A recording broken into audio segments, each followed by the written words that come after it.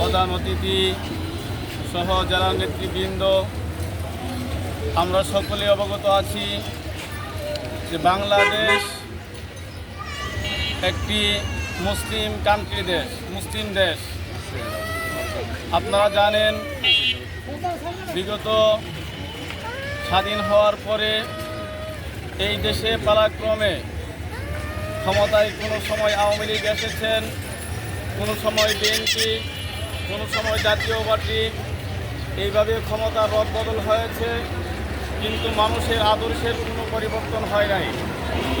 আপনারা দেখেছেন যারা এই ক্ষমতায় গিয়েছিল তারা শুধু আত্মসাৎ করেছে, লুটতরাজ করেছে, ভিন্ন মতের মানুষের উপরে জুলুম অত্যাচার করেছে, তারা শুধু দলীয় প্রভাব বিস্তার করেছে, এই দেশ থেকে টাকা লুটতরাজ করে বিদেশ পাঠিয়েছে।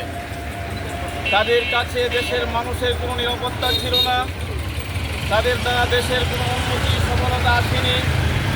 এজন্য বাংলাদেশ খেলাফত যুব মজলিস প্রতিষ্ঠা লগ্ন থেকেই এই দেশের মানুষের অধিকার বাস্তবায়ন করার জন্য চেষ্টা করে আসছেন। আগামী দিনে বাংলাদেশে যদি আমরা শান্তি শৃঙ্খলা নিরাপত্তা এবং এই দেশটিকে একটি উন্নত দেশ হিসেবে প্রতিষ্ঠিত করতে চাই, বিশ্ব দরবারে তুলে ধরতে চাই, তাইলে আমাদের সকল যুবকদেরকে বাংলাদেশ ব্রাহ্মণবাড়িয়া জেলা, উপজেলা, ইউনিয়ন, এমনকি ওয়ার্ড পর্যায়ে আপনারা যারা যুবকরা আছেন সকলেই বাংলাদেশ যুব মজলিসের ছায়াতলে আশ্রয় নিয়ে ঐক্যবদ্ধ হয়ে আগামী দিনে বাংলাদেশে ইসলামী খেলাফত প্রতিষ্ঠার স্বপ্ন নিয়ে আপনাদের সর্বাত্মক প্রচেষ্টা চালিয়ে যেতে হবে। সেই চেষ্টাকে সফল করার জন্য এবং সেই চেষ্টা বলবৎ রাখার জন্যে সর্বস্তরের যুবকদের প্রতি আমি উদাত্ত আহ্বান রেখে আজকে আমার সংক্ষিপ্ত বক্তব্য শেষ করলাম।